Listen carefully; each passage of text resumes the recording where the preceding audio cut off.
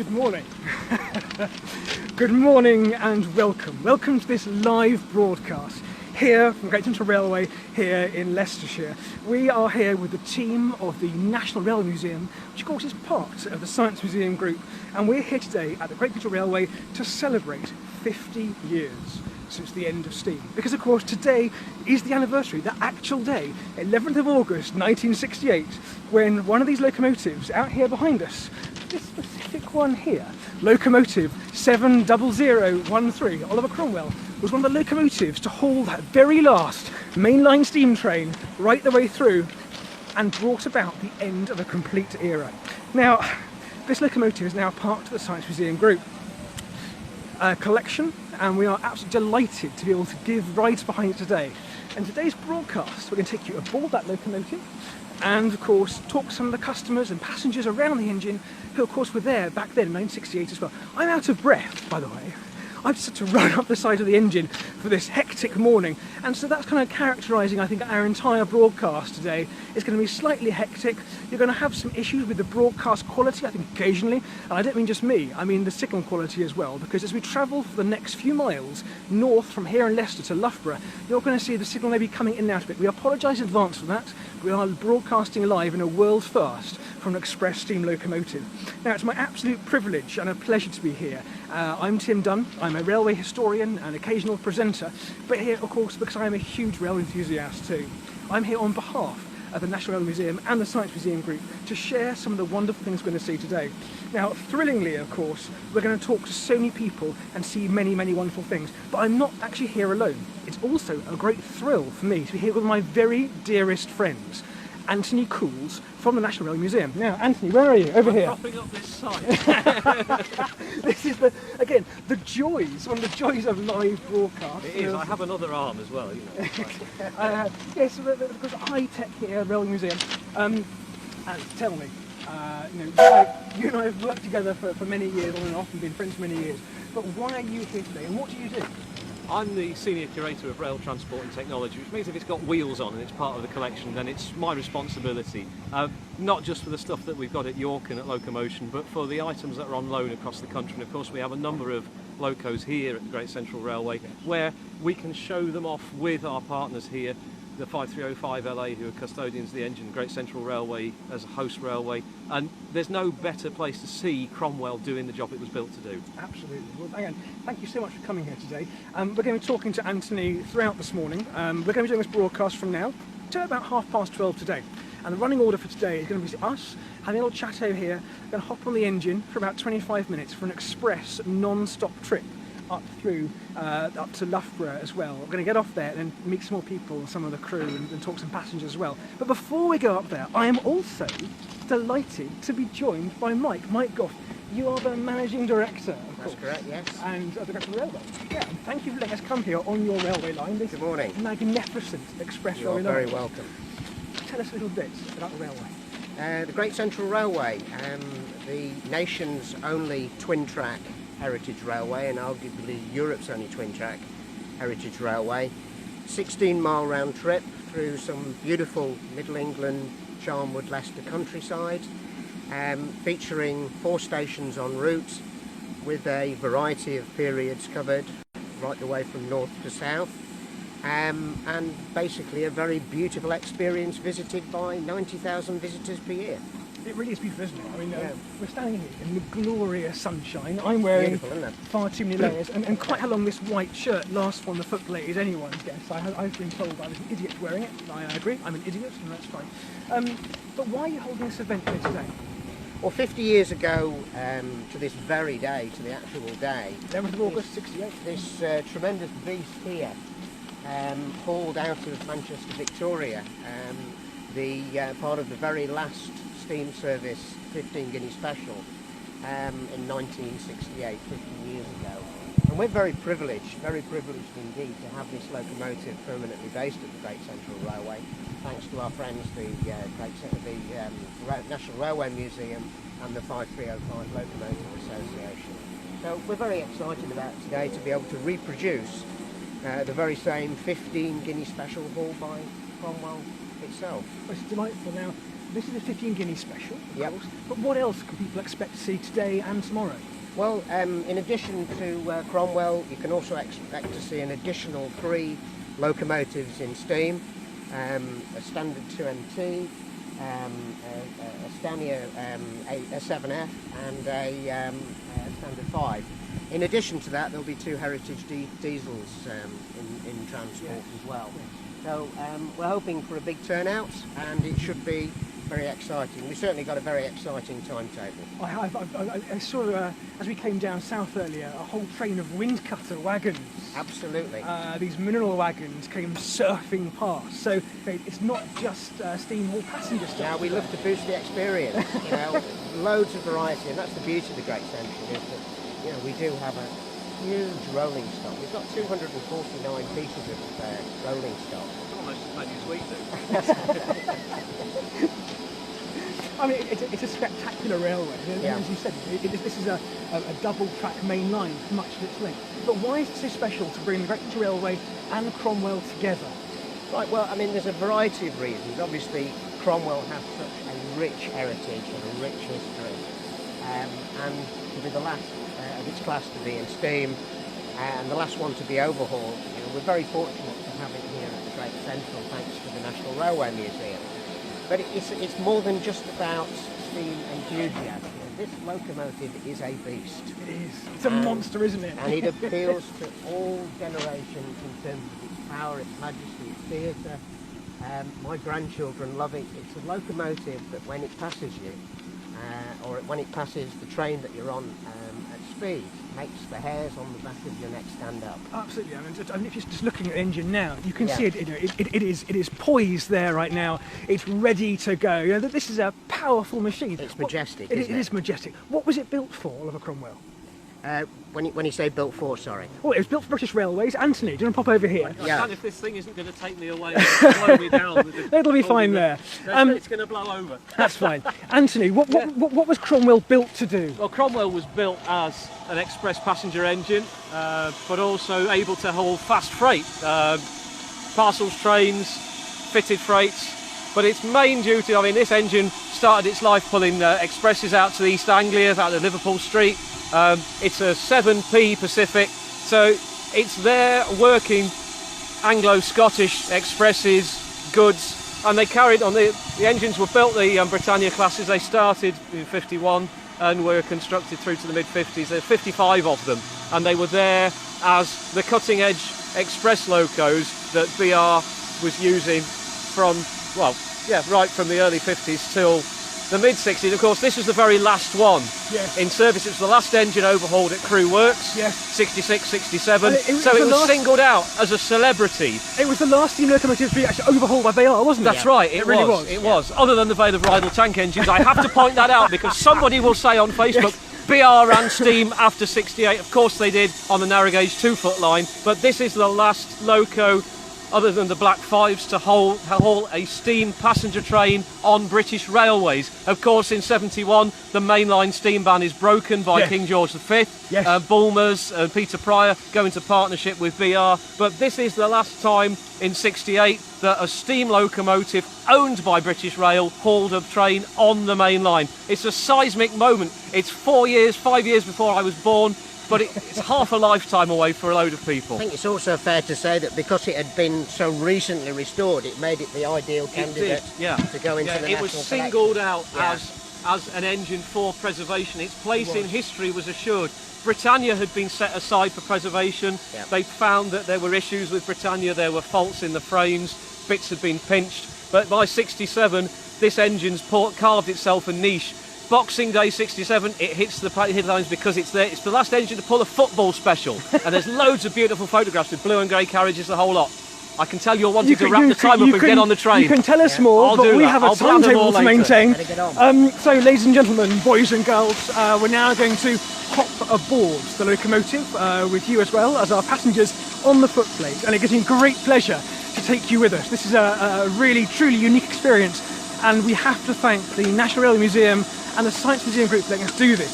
So we're going to walk over there now with guidance. We're from our chaperones who are going to take us up onto the footplate, and we're going to speed at 25 miles an hour across the county aboard this wonderful engine, reliving that wonderful express, the 15 Guinea Special, 15 Guinea Special from exactly 50 years ago today.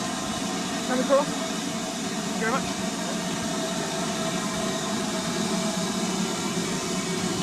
Right. We obviously got a timetable to maintain. These are bigger than me, these wheels. I mean, I'm almost 6 foot, but that's bigger than me.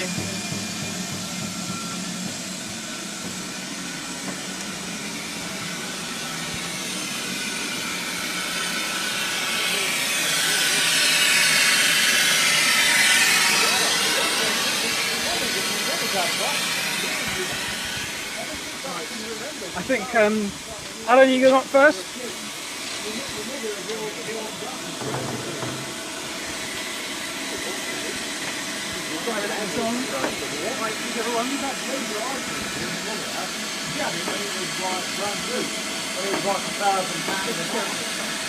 Right, I'll go off and I'll get the camera. Neil.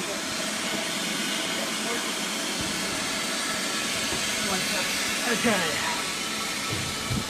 So I'm going to have to hold this camera like I'm doing a selfie, not for the first time. Just want to thank the crew very much indeed for letting us come aboard Locomotive. We're here with Neil, the driver, behind us. Thank you very much, Neil. Hello, welcome to Facebook Live. We'll talk to you during the trip about important things to do. And of course, Robin, who is our superstar fireman as well. We've got the crack crew on today. I said crack crew. And you can see there the fire absolutely burning. I mean, it is sweltering hot aboard this locomotive. Yeah, I'm going to stand here. It is genuinely really boiling. I'm saying wearing stupidly a waistcoat and this top. Again, this is a stupid decision. I am an idiot. But yes, welcome aboard the steam locomotive 70013. Looking there into the tender, you can see here all the coal has been stashed up at the front, ready for Robin to then have to hoik into the into the firebox there. We have a couple of minutes before we go, waiting for the right of way.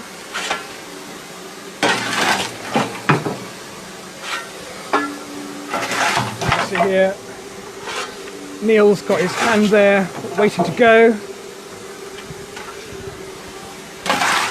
I'm going to ask if we have our tickets. I seem to have got on without a ticket. Oh, how convenient. We're also here on the footplate, we've got Alan here as well, who's our mentor, and we'll be talking to Alan once we get underway. Now, just so you know, we're going to be keeping you live on the footplate. There'll be a couple of points for a couple of minutes where we lose the signal up on the route, because of course we are in rural Leicestershire, and we're going to lose the signal. Don't go away, hold on, do come back, do wait for a couple of minutes, we'll come back with more stuff. We shouldn't lose the signal too much. There are 2 or 3 places we might just lose us. What's happening, Alan? He was setting the engine in forward gear, ready to start the journey of the train, because the engine was in reverse gear to go on the train. To demystify things a little bit, in very modern terminology, Neil is the locomotive manager. He drives the locomotive, operating the controls, and he supervises the entire operation. He's in charge of supervising the firemen. Yep. Again, in very modern terms, Robin would probably be described as a boiler manager. One of his jobs is a boiler management operative, and he's doing the very delicate task of balancing the fire, yep, the water level in the gauges on the back there, the steam pressure. And this is a pretty high-tech engine, right? What year was she built? 1951, it's very modern. 1951, the year and the Festival of Britain, of course. I mean, this is a modern locomotive. Britannia was exhibited at the Festival of Britain, or was it one or the other? One of these classes was exhibited at the Festival of Britain as the most modern thing Britain had. Just going back to the loco, Robin's other important job is a second pair of eyes for the driver. Okay. Because the driver, as I'm sure you'll see in some of the footage, has got a very limited view down the loco, because there's about 40 feet of boiler in the way. Well, it is sweltering hot now. We've got the firebox doors are open. Neil is just waiting for the right-of-way from the platform staff here at Leicester North Station. And unlike the original, of course, When this locomotive worked its leg of the original 1 Tango 57 rail tour, it was something like 2 hours late in Carlisle. Our aim today is to be on time. Let's hope so. I mean, we haven't got a very long journey to make. How many miles is it? About 8 miles? Just under 8 miles. Right, and we're on. Play right away.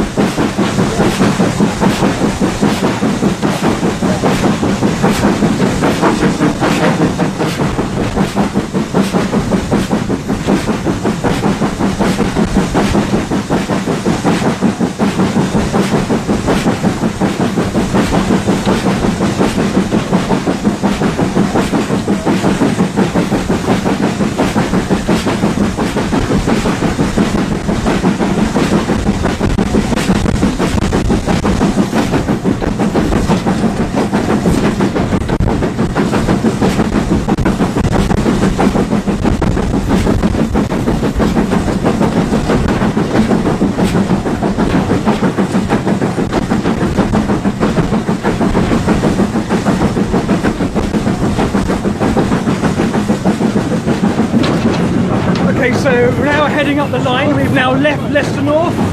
We may lose the signal sometime fairly soon. But we thought we'd just try and show a little bit of what's going inside the cab right now. So behind me, you can see, we've got the coal behind us. You've got this absolutely voracious appetite of a fire here. As you can see, absolutely magical. We are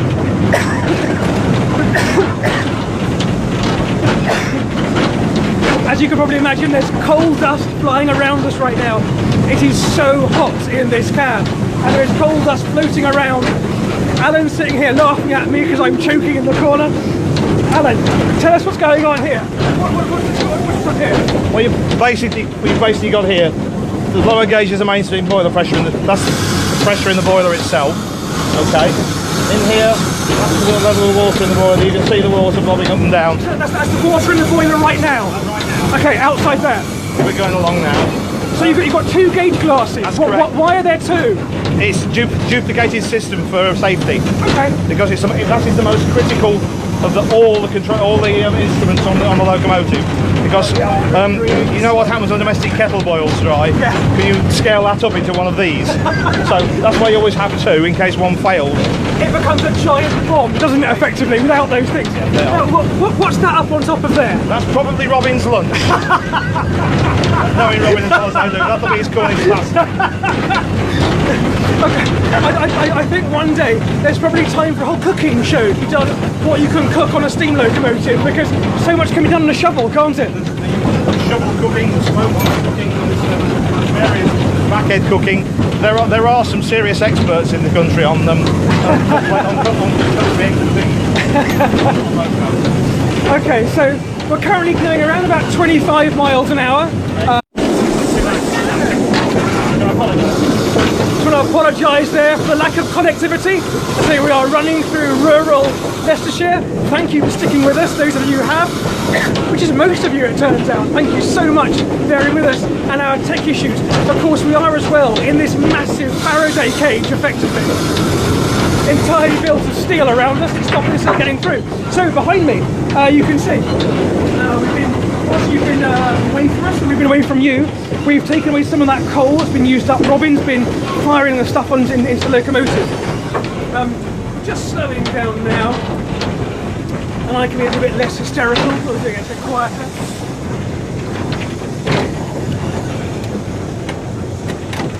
We're just reaching the sidings here at Rothley, which is where one of the branch lines goes off to the side. The branch goes off to Footplate. Oh yes. And we have the Mount Sorrel branch as well going up the side of the railway, and this is where so much of the railway is actually stores its stock. And you can see here so many things under restoration right now. Now the railway here has a great collection. We're now just going to cross over the tracks. We're going to be crossing now from the single track line we've been on to the double track main line and pulling into the station.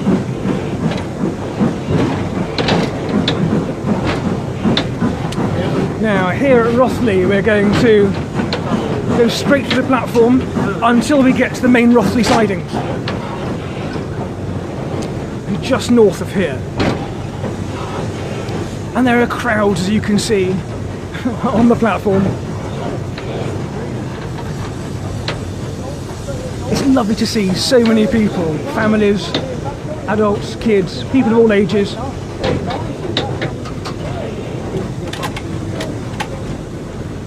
Because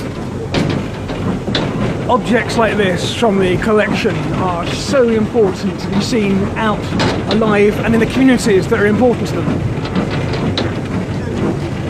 Just exchange there the token so we can now proceed.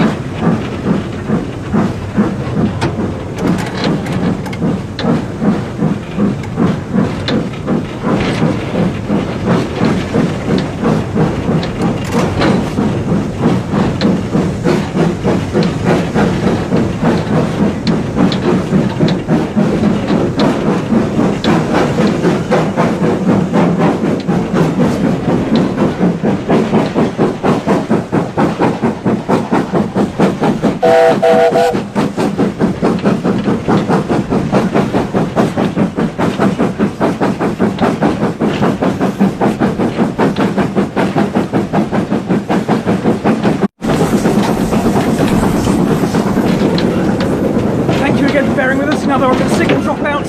That should be, we think, the last time we lose the signal. So it should be. we hope. We're now with us the rest of the trip. Here are the Switzerland sidings. So the Mount Sorrel branch goes off up here, off to the east, which is a small community railway that runs up. There's a Royal Mail train there, one of the travelling post offices trains that used to, of course, crisscross Britain, delivering the mail and sorting the mail late at night, that of course inspired that great poem by W.H. Auden, The Night Mail. So we've now got the right of way right to the sidings on this now double track bit of main line. So we are now really about to start tearing north.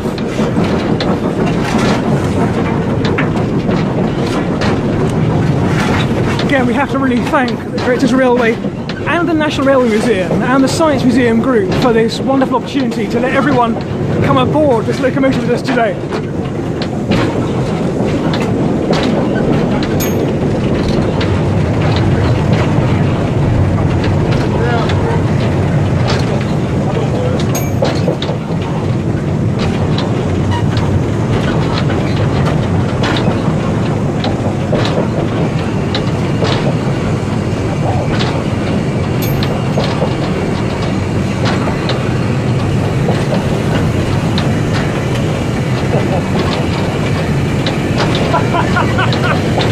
If you look behind us, we're just...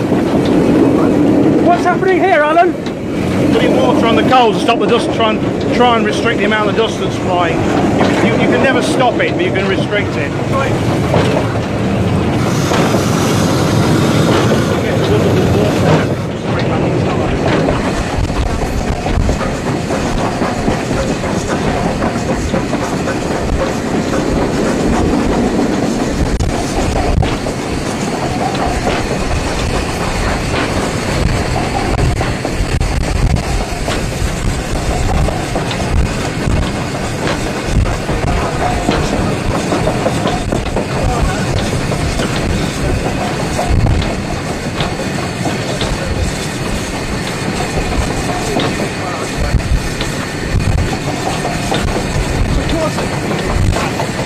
And now if you look just here, I'll get my head back inside again. Here's the future of rail. Again, thank you very much for bearing with us. We're now herring still north to Loughborough. We're now back with signal. We know now if you've got any questions you'd like to ask of the crew, then please do comment in the box below. We're happy to answer any questions with the crew throughout the rest of the trip. We're now herring along, so please do ask any questions for Alan to answer about how an engine works and what we're doing today. Now, if you just spin around, you'll see the people down the train there, all looking out the window.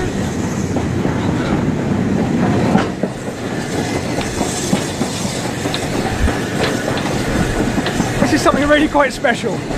It's a privilege to be part of this.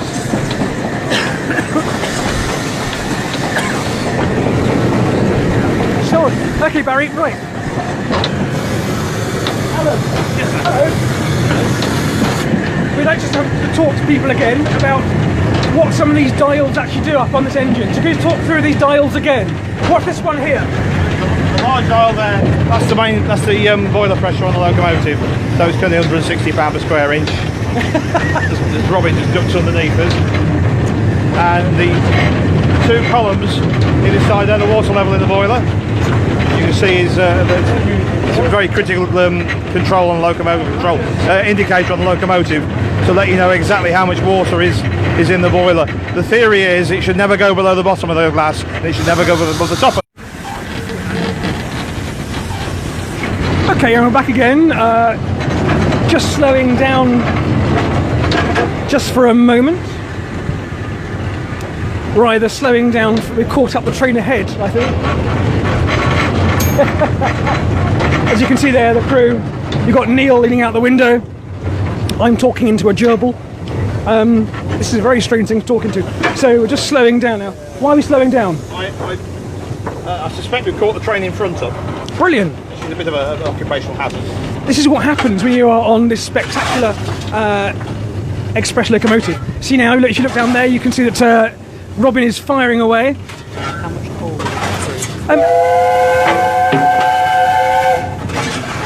How much coal do we actually get through, Alan, in a trip like today? We've got a red flag. It's a trip like today we use between 1/4 and 1/2 of a tonne per trip. Wow. So how many shovels is that? Never counted, it's a lot. It's a lot of shovels. A lot of shovels. I mean, it is back-breaking work, right? It can be, yes. I mean, I think we should probably talk as well about, when we stopped using steam locomotives, there were fewer people needed to maintain them, right, and keep them going. Basically, yes, it was a sea change on the railway network because a steam engine always requires 2 people on. The availability of a steam locomotive was roughly 8 hours per day, and their replacements in the diesel and electrics have an availability of between 16, 20, and 23 hours a day. Wow. So the theory was you need half as many locomotives. Maintenance on a diesel locomotive is far less labour intensive, so you need less people to maintain them. And of course the traffic on the railways was dropping as the demographics changed, as road haulage took over as the main method of moving stuff freight around the country. There was a really big change in the mid-1960s between partial loads on railways.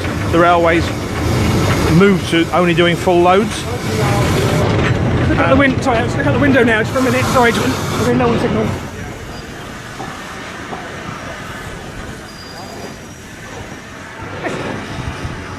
Sorry, a hamster got in the way there.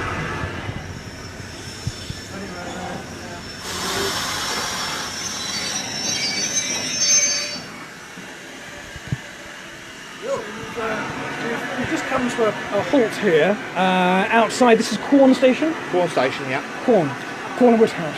And of course we have come to a stop on this express main line because we have caught up the train ahead. Basically, the signalman, for whatever reason, because it'll be for a safety of the line message, requires to speak to the driver. So the signalman brings the train to a stand to speak directly to the driver. Oh, so you can see here, look, if you turn around, you can see the driver talking to the signalman. Yeah, okay. Door on the catch.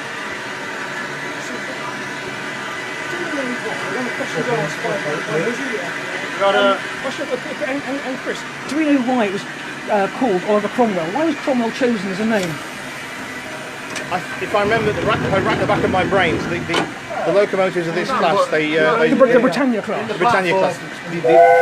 The class leader was named Britannia. I believe that was named because of the competition amongst the employees of British Railways in 1951.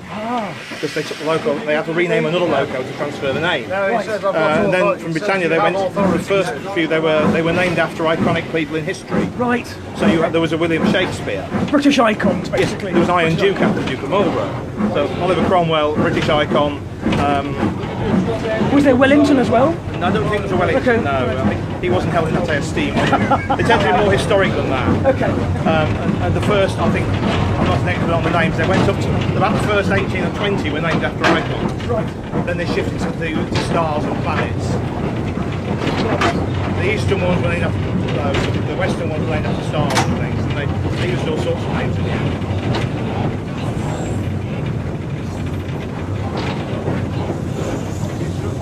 So just surfing through now, Quorn Woodhouse Station. We're not stopping to pick anyone up or set anyone down.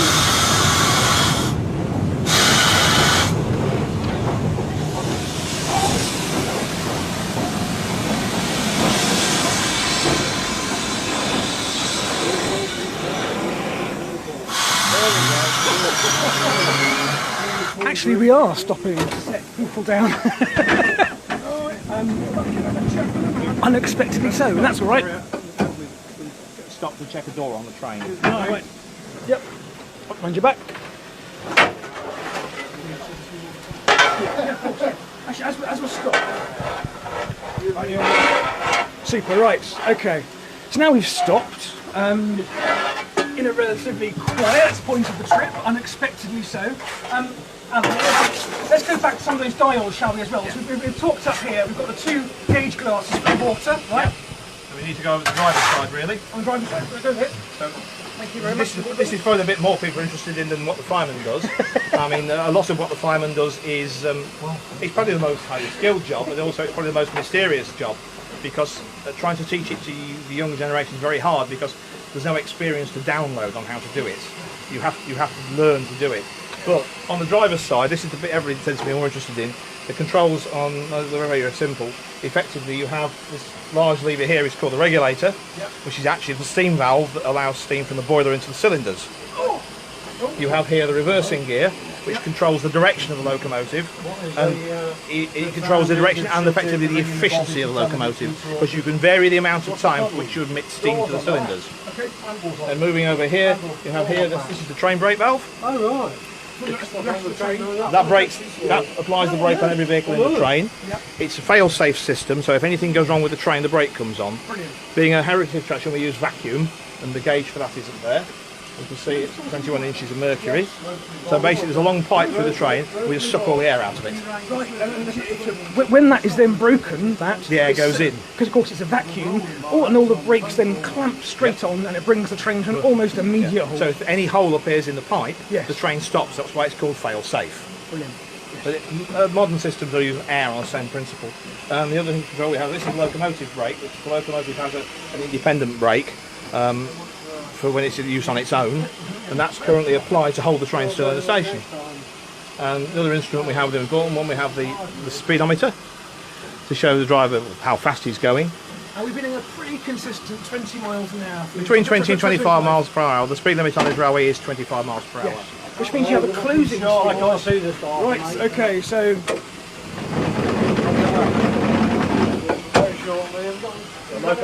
Loco back into forward gear. Yeah.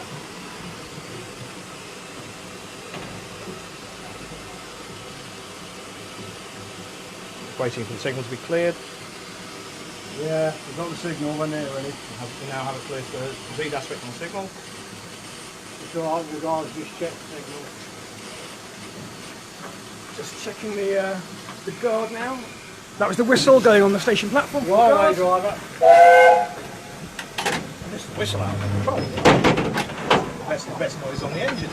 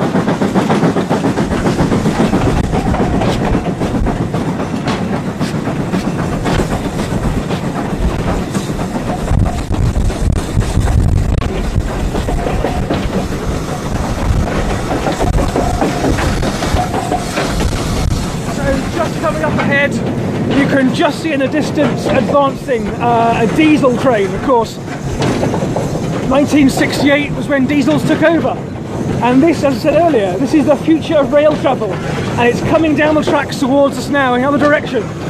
So we're currently doing about 25 miles an hour. The diesel's doing 25 miles an hour. It's a closing speed of around 20 miles an hour. Closing speed there, of course, about 40 miles an hour. We're basically live on the main line right now. This is where old is meeting new. The past is meeting the future. This looks like a class 25 to me, I think. Yeah, it's class 25. Trundling towards us with, it looks like a goods train. Yeah, here it goes, it's pulling a goods train of mineral wagons. Here we go.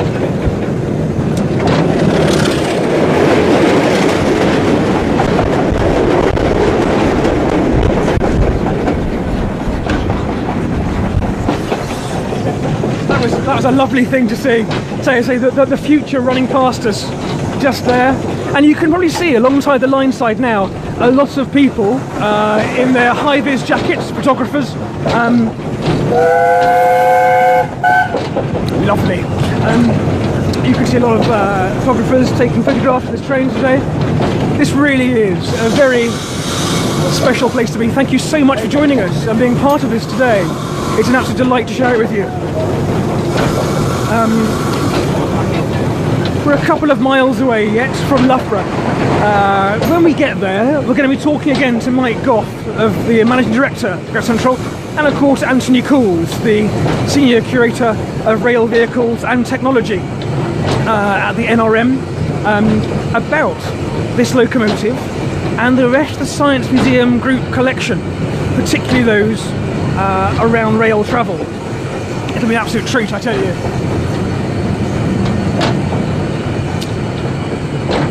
We're just slowing now. There's our devoted cameraman, Will Stanley, who is his face is now covered in soots and smut. I am now also covered in my formerly white shirt. You can really see the difference in steam locomotion. Of course, we might forget now, with the romance of steam, just what it was like. You know, they were grimy, big things.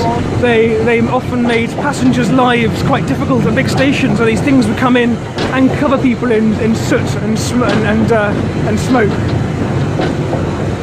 Of course, they are still majestic, wonderful things.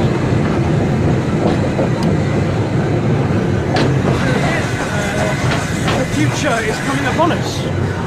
Just coming around the corner is a diesel multiple unit. One of those things that supplanted steam on so many rural and indeed urban branch lines.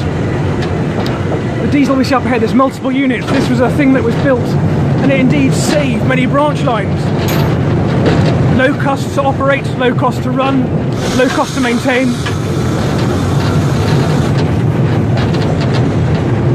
This is a Metro Camel, I think, Class 101 DMU in early British Railways green livery with whiskers in the front.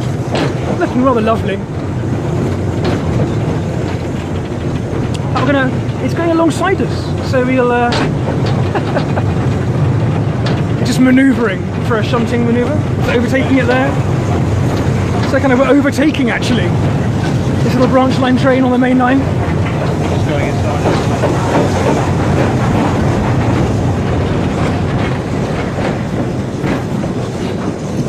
Of course, that's bound for Carlisle, which of course is where this train, the 1T57 train, was actually bound for that day. So it's a bit like we're now, although we are coming to Loughborough now, it does feel a little bit like we're on that special train 50 years ago, coming up, having done that magnificent run up to Carlisle. Of course, this is the Great Central Railway, which of course was Britain's last major main line, built before HS1 back at the end of the last century. This was of course Edward Watkins' great project to try and connect the Midlands and the North with the continent, and this is a preserved section of it. Another part of the line still exists today, further north, for the Great Central Railway North, which is being joined up to this railway via a great big link, more about that later. And also, of course, this line then ran straight down south to Aylesbury and then joined up to Marylebone Station as it does today. Just slowing down as we pull into Loughborough now. You can see alongside us a Class 20, which is a very early British locomotive for the diesel. This is D8098. Just pulling alongside that now. Again, this really was the early days of diesels. We're now pulling alongside. So just pulling in now. You had a pair of gloves in hand, but he's walking off. Oh, that's warm. If you want to, again here a large brush loco, which looks again class 31. And just up ahead as well, a couple of other lovely heritage diesels, which I know some of the steam purists might not want to see, but this of course was the future. This is what took over. This is what took over from Cromwell. Nope, not yet. Not yet.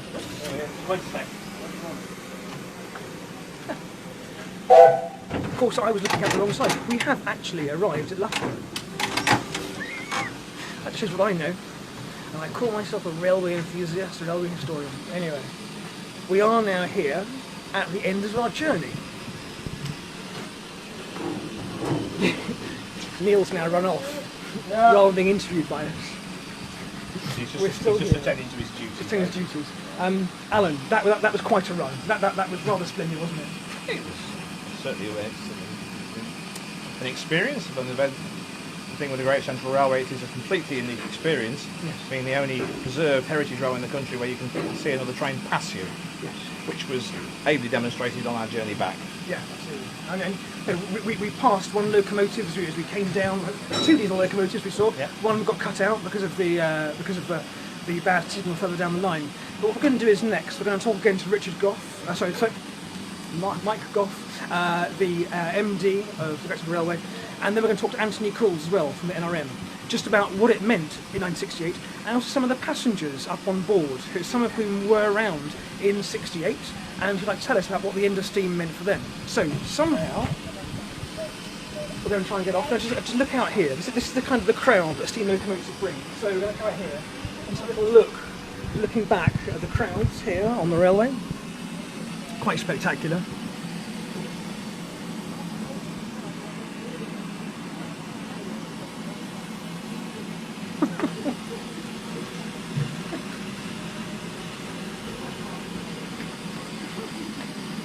And we're running over pictures, so I'm back in here. So what's next move? You're going to pick the train up, aren't you? Yeah.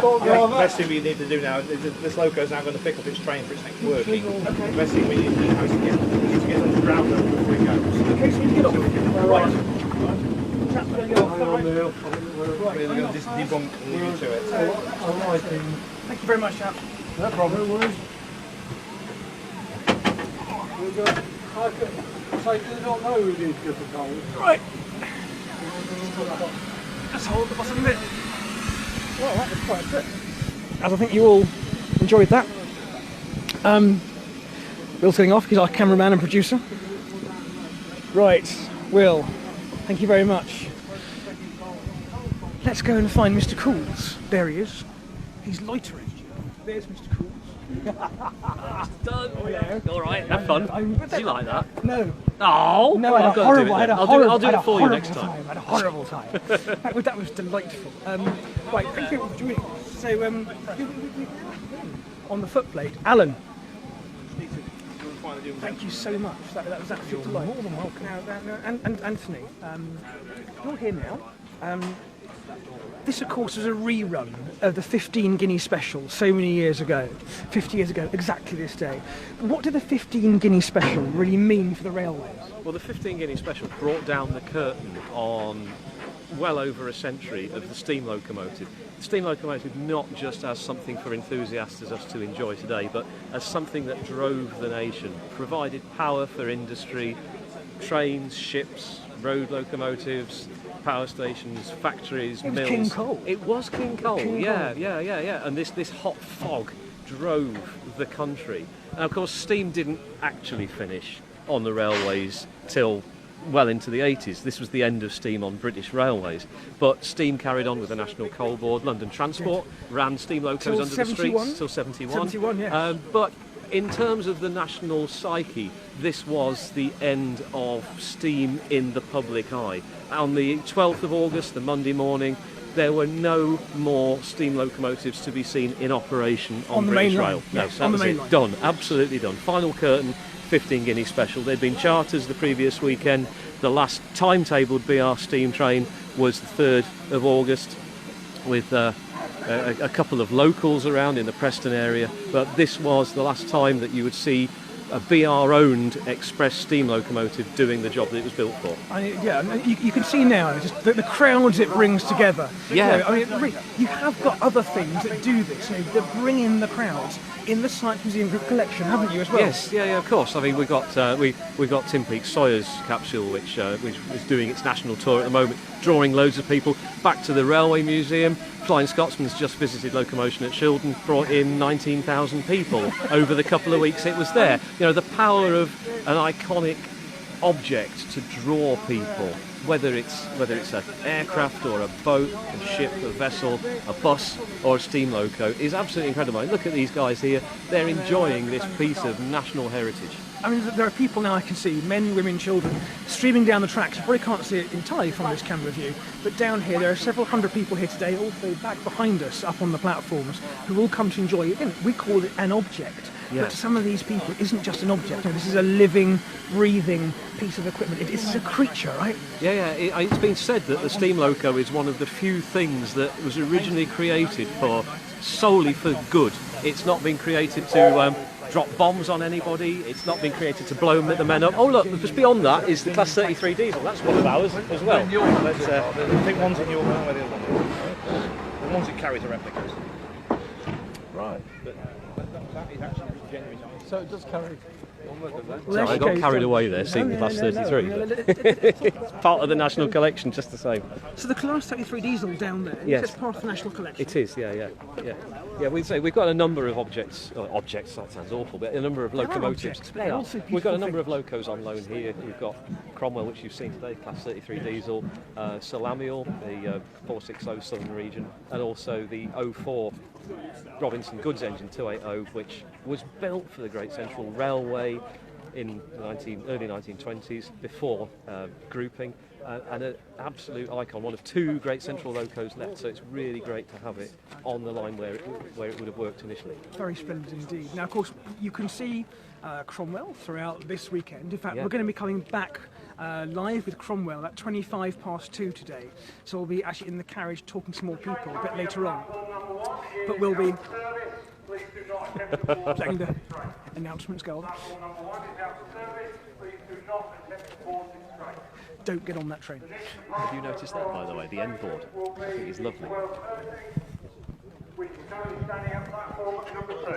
Lovely. So just up here. Platform number 2, the 12:30 steamhall service calling Cornerwood House, Ropley and Leicester North.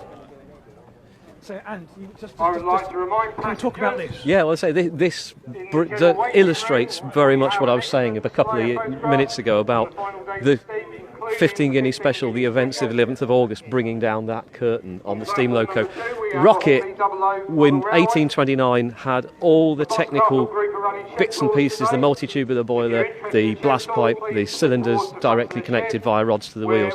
That's setting the DNA for the steam locomotive until 1960, when the Evening Star comes out. So George Stephenson would probably have scratched his head slightly looking at Cromwell, but within a few minutes he'd have known exactly what it did and how to work it. Something entirely different. And people can see Rocket today. Of course, yeah. We're saying Rocket is part of our collection. It's currently on display at the Discovery Museum in Newcastle, where it's drawing the crowds. September, it's going to go to the Museum of Science and Industry in Manchester. It's first time in Manchester since it left Liverpool-Manchester Railway ownership. Magic. It's been displayed at Liverpool, 1979, but this is the first time it's been back to Manchester. So it's actually, you think about it, it's fabulous. You know, the National Collection has these iconic machines. Cromwell at one end of the spectrum, Rocket where it all, not actually where it all begins, but where the seismic shift in steam locomotive development takes off. So how is Railway Museum celebrating this great anniversary of steam apart from today? Apart from today, you can go to York today, tomorrow, and we're showing films of the 15 guinea special in our station hall. We've got a blog that's just gone up, written by one of my colleagues, Thomas, who's it's really good summary of not just the day, but what happened, why it happened, you know, and what it meant and what it led to, because 68 isn't just the end of steam on British railways, it's the beginning, well, not the beginning, but it's where the preservation world, the heritage railway and the concept of the National Railway Museum begins to take off. So August 68, this lot finishes. A couple of months beforehand, in June 68, the Worth Valley Railway coming around at Keighley starts. And you can read it at that blog if you go to railwaymuseum.org.uk and find the blog on there. You can find that really very lovely blog on there. Lots of images on there from stuff from the 50 guinea special of the day, so there's some really lovely content on there as well.